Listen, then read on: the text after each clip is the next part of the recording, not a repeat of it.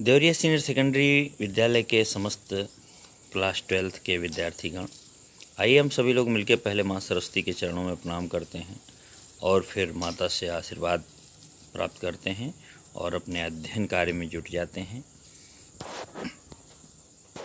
जैसा कि हमने पिछले दिन सिल्वर वेडिंग नाम के अध्याय को पढ़ा, पहले मैंने आपको PDF में भेजा, फिर मैंने आपको उस अध्याय के बारे में समझाने की कोशिश की। आइए मैं बताता हूँ मूल संवेदना, सिल्वर वेडिंग कहानी की मूल संवेदना क्या है। मूल संवेदना कहते किसे हैं, तो आइए मैं आपके सामने पेश करता हूँ। मूल संवेदना का अर्थ होता है, जैसे आप कोई काम करते हैं तो उसका एम जरूर होता है, उद्देश्य होता है, किस उद्देश्य को लेकर के कोई चीज़ लिखी गई, क्योंकि मूल उद्देश्य जो होता है उसी के इर्द गिर्द ही सारी कहानी घूमती। तो इसकी मूल संवेदना हम देखते हैं। कहते हैं सिल्वर वेडिंग कहानी की मूल संवेदना दो पीढ़ियों के बीच के अंतराल को स्पष्ट करना। ये क्या है अंतराल? असल में आप जानेंगे, एक ऐसा व्यक्ति जो अपनी उम्र बिता चुका है और वो बच्चे जो भी नए उम्र के हैं, जिस व्यक्ति की उम्र बीत चुकी है वह व्यक्ति अपने नए बच्चों को अगर अपने ज़माने के हिसाब से ढालने की कोशिश करे तो समस्या खड़ी हो जाएगी। जैसे आपने रीढ़ की हड्डी में देखा था, एक कहानी रीढ़ की हड्डी आप लोग जान ही रहे हैं, छोटे क्लास में आपको पढ़ने को मिली थी। तो वहाँ पे आपने जब देखा कि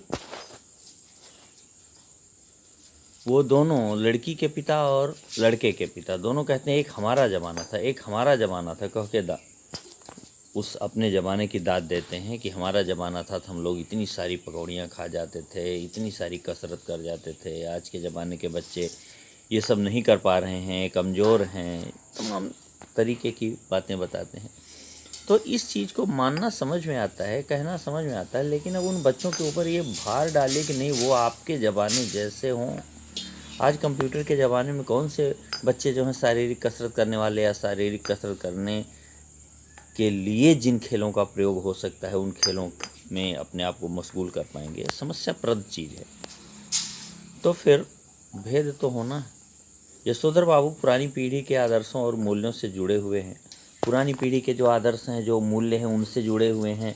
वो जानते हैं किसके सामने कब बैठना है, किसके सामने नहीं बैठना है, किसके बोलने पे चुप हो जाना है। लेकिन ये नई पीढ़ी इन सब चीज़ों में विश्वास नहीं रखती। नई पीढ़ी अपनी अभिव्यक्ति की स्वतंत्रता को देखती है। नई पीढ़ी बहुत कुछ बदला हुआ है। नई पीढ़ी के कपड़े पहनने का ढंग, बोलने का ढंग, जीवन जीने का ढंग, दोस्त बनाने का ढंग, ये सारा कुछ बिल्कुल पहले के हिसाब से अलग है। आज वो चीज़ नहीं रह गई जैसे पहले ज़माने के लोग हुआ करते थे। छोटा सा अंतर ही देख लीजिए, कभी शिक्षा कम मिलती थी, लोग पढ़ना अधिक चाहते थे। आज शिक्षा बहुत अधिक मात्रा में मिलती है, बच्चे वहाँ से भागने की कोशिश करते हैं। एक समय था कि जब शिक्षण कार्य के लिए क्लास में प्रवेश किए हुए टीचर जब पढ़ाना चाहते थे तो उन्हें कुछ भी काम नहीं करना होता था, बस अपने सब्जेक्ट का एक्सप्लेन करते थे। और आज के दिन में डिसिप्लिन मेंटेन करने में उनको अपने काफ़ी समय और ताकत को खपाना पड़ता है। इसके बाद अपने पढ़ाई के कार्य को आगे बढ़ा सकते हैं। तो समय के साथ चीज़ें बदली हैं, इसमें कहीं कोई दो राय नहीं। हम देखते हैं कि राज्यसभा या विधानसभा इत्यादि जगहों पर भी लोग किस तरह से वार्तालाप नहीं बल्कि वाद विवाद ही नहीं बल्कि झगड़े के स्वरूप में अपनी बातें रखते हैं। तो जब माहौल बदल रहा है, समय बदल रही है, तो लोगों का सब कुछ व्यवहार बात बदल रहा है। और ऐसे में कोई पुरानी पीढ़ी का व्यक्ति नई पीढ़ी वालों को अपने हिसाब से चलाने के लिए सोचे तो फिर ये बात तो बिल्कुल असंभव सी दिखने लगेगी, दांतों पसीना आ जाएगा। उनके बेटे नई पीढ़ी के अनुसार जीने में विश्वास रखते हैं, रखेंगे ही, क्योंकि नई पीढ़ी के जो ठहरे। लेखक ने इस कहानी में दोनों पीढ़ियों के अंतर को कुशलतापूर्वक अभिव्यक्त किया है। यशोधर बाबू की पत्नी स्वयं को परिस्थितियों के अनुकूल ढाल लेती हैं, अतः वह जीवन में मस्त रहती हैं। वो अपने बेटी कहती है जिस तरह से उस तरह से कपड़े पहनती हैं, हाय हेलो भी करती हैं। अब यशोधर बाबू तो ये कर नहीं सकते। स्टेज पे जाके यशोधर बाबू को वहीं से बुला लेती हैं। यशोधर बाबू को तो ये अच्छा नहीं लगता। वो जन्मदिन मनाने के लिए केक काट लेती हैं। यशोधर बाबू कहते हैं ये अंग्रेज़ों की चाल है, इसको हम कदापि नहीं कर सकते, हम भारतीय हैं।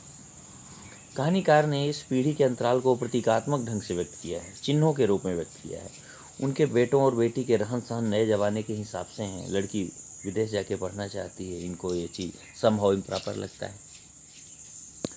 लड़के की नौकरी शुरुआत में ही अच्छी खासी सैलरी वाली है, वो नौकरी भी उनको समहाउ इम्प्रॉपर लगती है, उनकी सैलरी भी समहाउ इम्प्रॉपर लगती है। उनको लगता है ये नौकरी ना तो चलने वाली है, ना तो ये लड़का इतना काबिल है, क्योंकि मुझे तो रिटायरमेंट के समय में बढ़ोतरी के साथ इतना वेतन मिलता था और इस लड़के को आज से ही कैसे मिलने लगा।